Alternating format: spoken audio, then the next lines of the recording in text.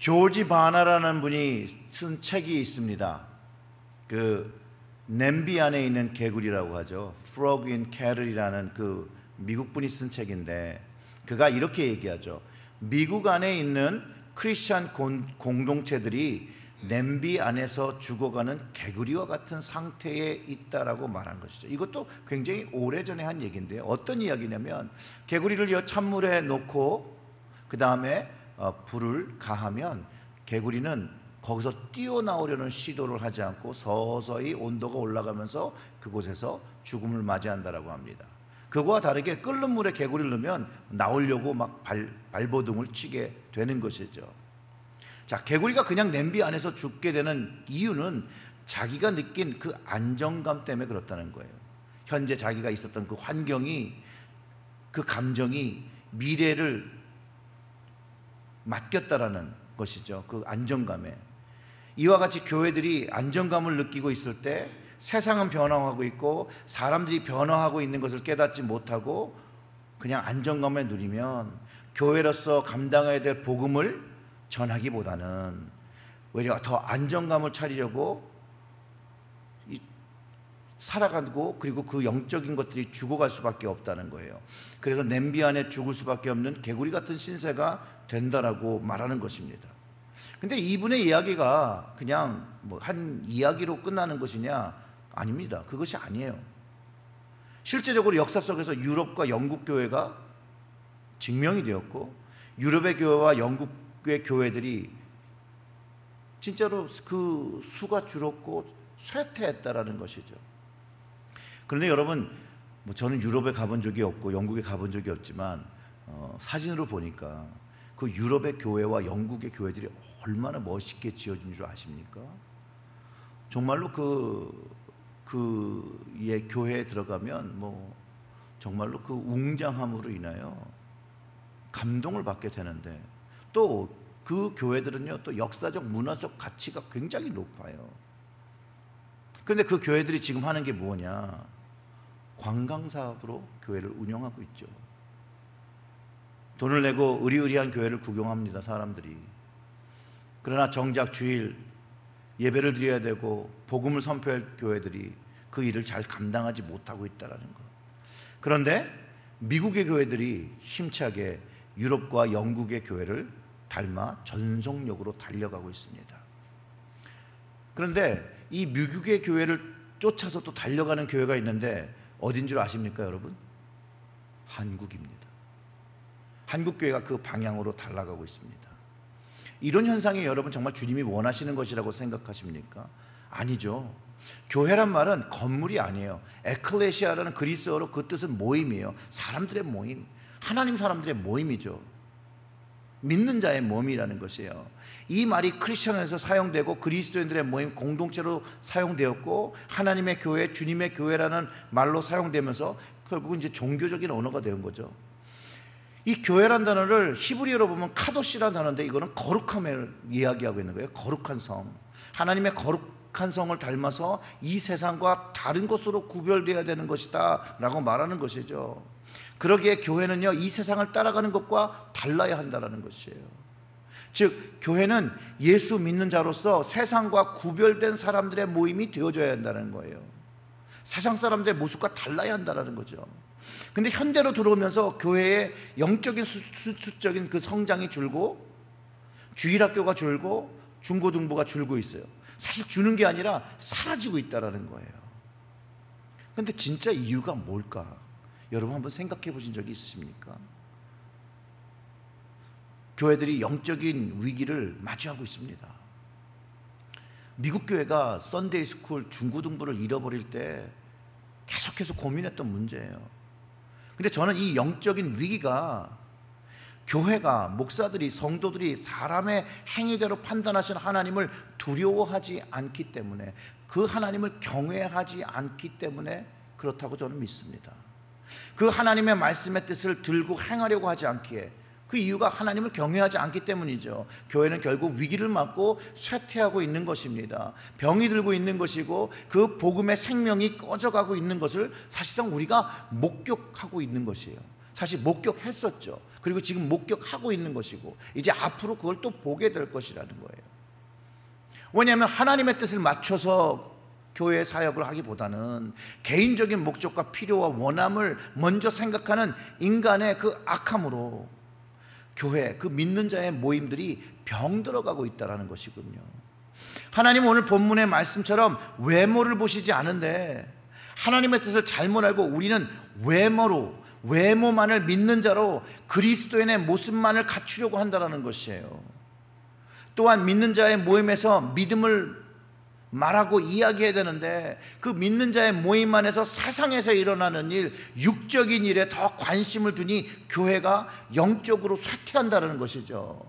이 에클레시아, 이 믿음의 모임이 모이면 영적인 것을 이야기하고 하나님에 대해서 얘기하고 예수 그리스도의 복음과 십자가에 대해서 이야기하는데 어느 순간에 세상의 일들이 그 모임을 잡고 나니 영적인 것들이 죽을 수밖에 없는 것이죠. 하나님은요, 우리의 중심을 아시는 하나님이에요. 오늘 말씀을 통해서 이것을 꼭 깨달아야 돼요. 하나님은요, 중심을 찾으십니다. 하나님은 그 마음, 그 중심을 찾으시는데 하나님께 그 마음을 준비하여 드리는 것보다 외모를 준비하고 겉모습만을 가지고 하나님께 나올 때 예레미야 선지자를 통해서 이렇게 말씀하셨어요. 예레미야 17장 10절의 말씀인데요, 나 여호와는 심장을 살피며 폐부를 시험하고 각각 그의 행위와 그의 행실대로 보응하나니라고 선포하시는데요, 이런 얘기죠. 마음에 있는 것이 결국은 행실이 되어진다는 이야기를 하는 거잖아요. 그리고 그 행실에 따라 보응하신다는 거예요. 그리고 또 베드로전서 오늘 1장 17절의 말씀을 읽어보겠습니다. 이렇습니다. 외모로 보시지 않고 각 사람의 행위대로 심판하시는 이를 너희가 아버지라 부른즉 너희가 나그네로 있을 때를 두려움으로 지내라. 하나님을 경외하며 살아라는 것이죠.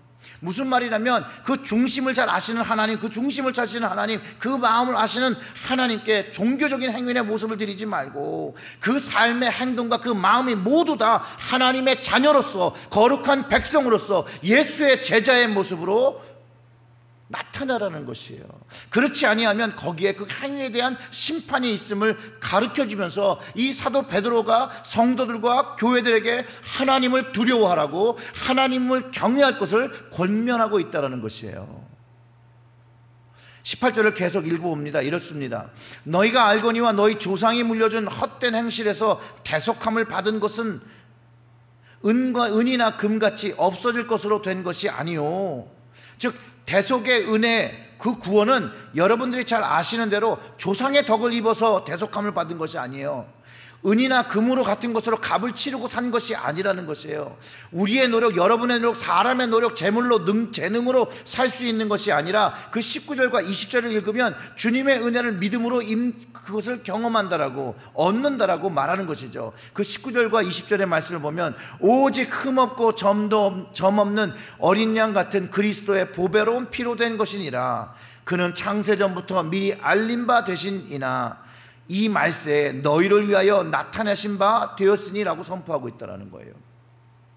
하나님께서 이 구원을 이루시기 위해서 세상이 시작되기 전부터 그리스도를 선택하셨다는 거예요. 그리고 마지막 때에 우리에게, 여러분에게 복을 내리시고자 모든 사람들이 다 볼 수 있는 형상으로 그리스도를 2000년 전에 보내주셨다는 거예요. 그분은 한 점의 죄도 흠도 없으신 하나님의 어린 양으로서 그리스도의 고귀한 피로서 그 구원을 믿는 자들이 얻었다라는 것이에요.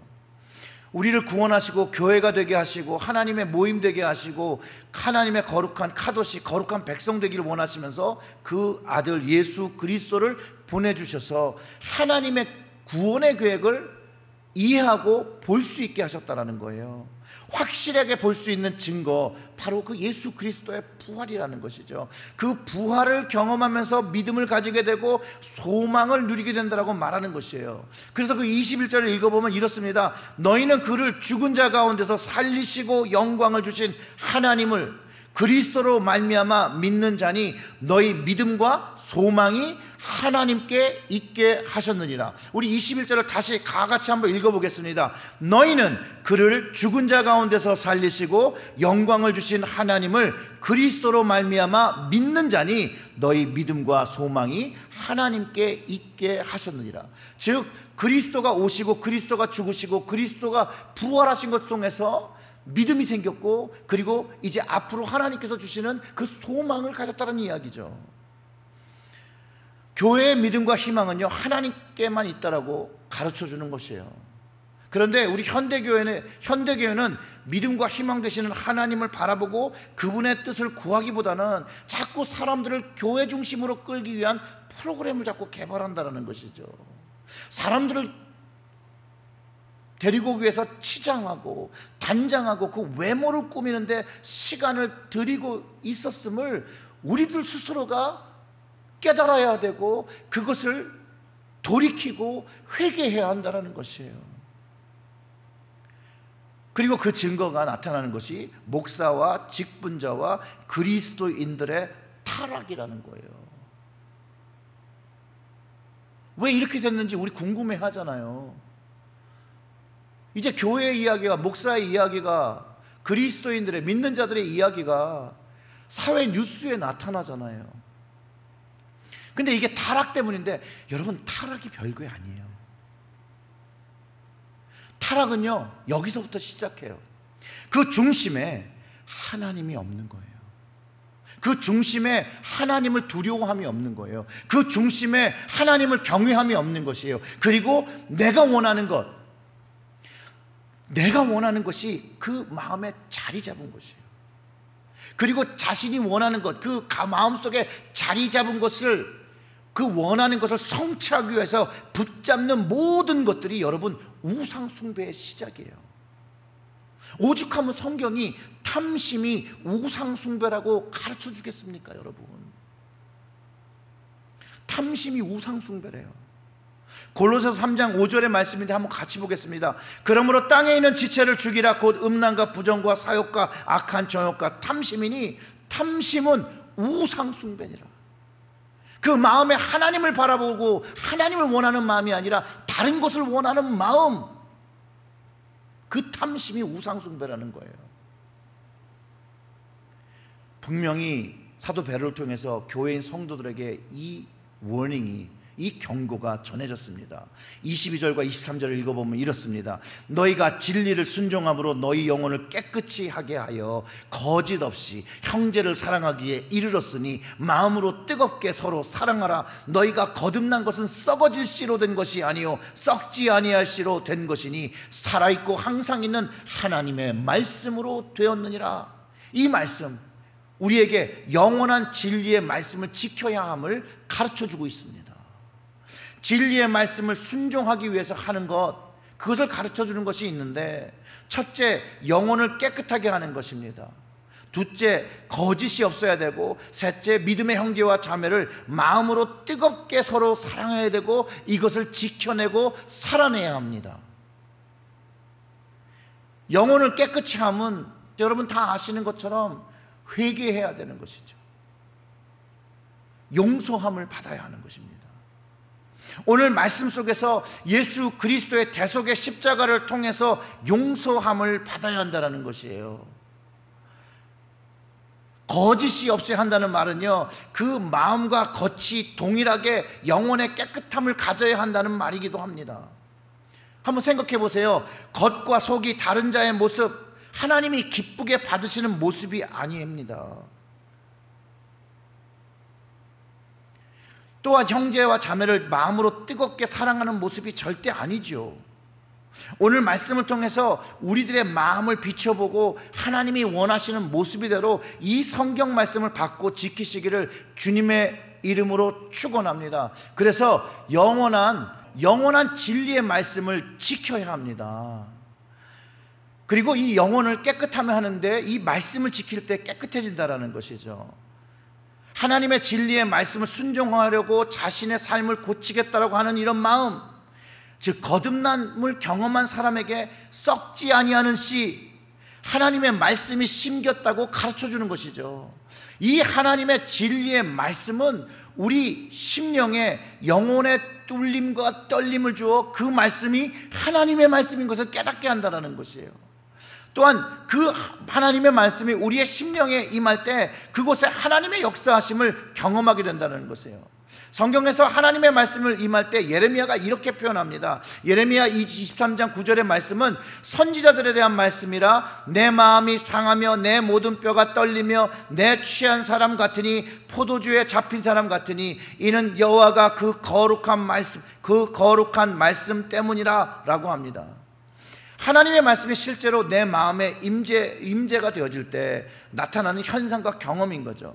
또 히브리서 4장 12절과 13절의 말씀은 하나님의 말씀은 살아있고 활력이 있어 좌우의 날이 선 어떠한 검보다 예리하여 혼과 영과 및 관절과 골수를 찔러 쪼개기까지 하며 또 마음의 생각과 뜻을 판단하나니 지으신 것이 하나도 그 앞에 나타나지 않음이 없고 우리의 결산을 받으신 이의 눈앞에 만물이 벌거벗은 것 같이 드러나느니라. 아멘. 하나님의 말씀은요, 골수를 쪼개는 말씀의 검을 경험하고요, 하나님의 그 거룩함에 우리의 영혼이 경험할 때 참모습, 벌거벗은 모습이 나타나니 진실한 회개를 할 수밖에 없는 축복을 경험하게 된다는 것이죠. 여러분, 이것이 성령님이 오순절에 강림하셨을 때 사람들이 그 마음의 찔림을 경험하며 무엇을 해야 되냐고 베드로에게 질문할 때 베드로가 회개하고 세례받으라고 했던 것이에요. 에스겔 선지자는 이렇게 말합니다. 들의 모든 나무가 나 여호와는 높은 나무를 낮추고 낮은 나무를 높이고 푸른 나무를 말리고 마른 나무를 무성하게 하는 줄 알리라. 나 여호와는 말하고 이루느니라. 여기서 집중해 봐야 하는 그 말씀은요, 하나님은 말하고 이루시는 하나님이라는 거예요. 하나님은 말하시고 이루시는 일, 즉 하나님께서 말씀하신 것은 반드시 이루신다는 것이에요. 이것이 영원한 진리예요. 하나님 말씀으로 세상을 창조하셨고요, 말씀으로 우리에게 언약을 주셨어요. 그것이 우리에게는 지금 복음이에요. 구원과 심판의 이야기고 천국과 지옥의 이야기를 가르쳐주고 있습니다. 하나님께서 인간을 구원하시려고 하는 것을 그 이야기를 전하지 않는 것은 이 복음의 영원한 진리를 더 이상 말하지 않기 때문에, 교회가 이것을 말하지 않고 성도가 이런 것을 말하지 않고 목회자가 이런 것들을 말하지 않을 때 영적인 쇠퇴가 일어나는 것이죠. 그리고 그 영적인 쇠퇴가 일어날 때 하나님의 역사하심을 경험할 수 없게 되는 것이에요. 교회가 이 영원한 진리를 믿지 않고 교회가 할 것을 하지 않기 때문에 교회가 쇠퇴하는 것이에요. 이것은 하나님을 두려워하지 않고 사람을 두려워한 당연한 결과입니다. 하나님을 두려워하지 않는 교회는 영적인 위기를 더 맞게 되는데요, 그 이유가 영적인 것, 말씀을 가르치지 않고 성령님을 통한 하나님의 깊은 친밀함을 가르치지 않는다는 것이에요. 인본주의적 성경 해석을 하며 죄를 죄라고 말하지 않습니다. 동성애를 죄라고 이야기하지 않죠. 그것보다는 세상을 쫓는 교회의 모습이 되었습니다. 이미 역사적으로 세상을 쫓는 교회는 어떻게 될 것이라고 계시록을 통해서 가르쳐 주는데, 그 7교회를 통해서 사실 보면 그 말씀이 그대로 이루어졌습니다. 그런데 이 7교회에 주셨던 그 말씀은요, 현재 교회에게도 주시는 말씀이라는 것이에요. 하나님의 거룩한 백성, 그 교회가 하나님의 영원한 진리의 말씀을 믿지도 않고 선포하지도 않고 영적인 지식을 가르치지 않고 복음에 순종하지 않기 때문에 주님을 위해서 그 교회가 존재해야 할 이유가 사라졌다라는 것이에요. 더 이상 교회가 남아 있어야 할 이유를 잃어버리고 있는 것. 그리고 사람들은 그렇기 때문에 교회를 떠나게 되는 것이죠. 그게 현실이죠. 뭐냐고요? 사람의 마음을 사로잡으려고 하는, 아무리 해도요, 세상보다 재미난 것은 없어요. 교회는 영적인 것을 이야기하고 영원한 진리이신 하나님의 말씀을 가르칠 때 이곳에 하나님의 백성들이 차는 것이에요. 세상에 재미난 것은 많죠. 그러나 거기에는 생명과 구원이 없습니다. 복음주의 베스트셀러 작가 에릭 멀텍스라는 그 크리스천이 있는데요. 크리스천 작가가 있는데요. 그 크리스천 포스트라는 데 게재했던 글이 하나 있었어요, 옛날에. 근데 그가 뭐 어떤 글을 썼냐면 젊은 무신론자들에게서 배울 점, 왜 그들은 기독교를 떠났는가가 그 기사 제목이에요. 신앙을 잃어버리게 된 많은 젊은이들을 대상으로 실시한 조사 결과에 대한 분석을 내놓았는데 그 가장 큰 이유가 뭐냐면 여러분, 교회가 성경이 아닌 흥미 위주의 사역이 불러온 부작용이라고 말합니다.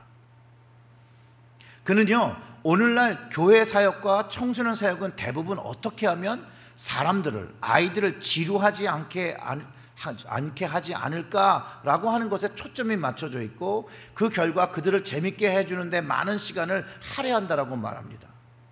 그러나 성경을 가르치기보다 즐겁게 놀아주거나 친구가 되려고만 애쓰는 목회자들은 이 어린 젊은 교인들을 점차 교회로부터 멀어지게 하고 결국 젊은 무신론자를 키워낸다고 그는 우려를 표했습니다.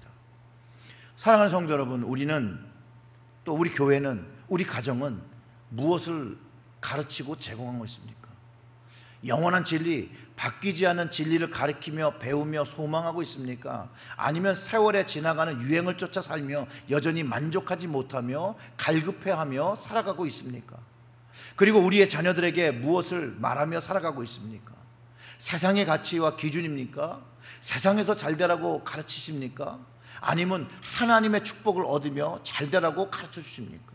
또한 정말로 그들에게 인생의 말씀, 인생의 하나님의 말씀이 무엇인지를 하나씩 가르쳐주고 계십니까? 사랑하는 성도 여러분, 우리가 거듭난 것은요, 썩어질 씨로 된 것이 아니라는 것이에요. 살아있고 영원한 하나님의 말씀으로 되었다라는 거예요. 이 말씀이 진실로 믿어질 때 이 말씀이요, 생명력과 운동력을 가져 우리의 삶에서 역사되기 시작합니다. 그럴 때 용서할 수 없는 사람을 위해서 기도하기 시작하고 용서하는 마음을 먹기 시작하고 사랑할 수 없는 사람을 포용하고 받아주기 시작한다는 것이죠. 왜냐하면 우리 안에 예수 그리스도의 생명, 썩지 않는 생명, 십자가로 증명된 그 살아있는 말씀이 심겨졌기 때문에 그렇습니다. 그리고 그것을 주님께서 그대로 우리에게 먼저 보여주셨기 때문에 그렇습니다. 여러분, 우리가 죽었다라고 생각한 영국 교회가요, 한 10년 이전부터 부흥의 타동을 시작하고 있습니다. 기도의 모임들이 이제 시작되고 말씀의 그 공부의 시간들이 교회에서 이제 일어나고 있다는 거예요.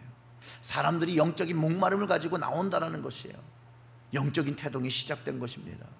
영원한 진리의 말씀은요, 그 말씀의 능력이 선포되는 세계 곳곳에서 하나님의 말씀을 순종하고 믿는 사람들이 있는 그곳에서 이 복음의 능력이 경험되어지기 때문이에요. 그 증거들이요, 선교의 현장에서 일어납니다. 중국 교회가 그 증거고요, 인도 교회들이 그 증거고요, 이란에서도 이란이라는 나라는요, 완전한 모슬렘 국가, 아주 퍼펙트 컨트리라고 얘기를 하는 그 국가에서도 이제 지하 교회가 생겨나고 모슬렘 그 사람들이 복음을 받아들이기 시작하고 있다는 것이에요. 그리고 그들이 하는 일은 뭔지 압니까? 그들은 목숨을 바꿔서라도 영원한 진리, 그 말씀 예수 그리스도를 수호하며 그 믿음을 다음 사람들에게 전하고 있다는 것이에요. 사랑하는 성도 여러분, 이 영원한 진리의 말씀, 영원한 생명의 말씀을 그들이 그 마음에 새기고 하나님을 경외하며 하나님께 순종하며 살아갑니다. 사랑하는 성도 여러분, 이 코로나 바이러스 이 시간 저는 이제 이렇게 생각하려고 합니다.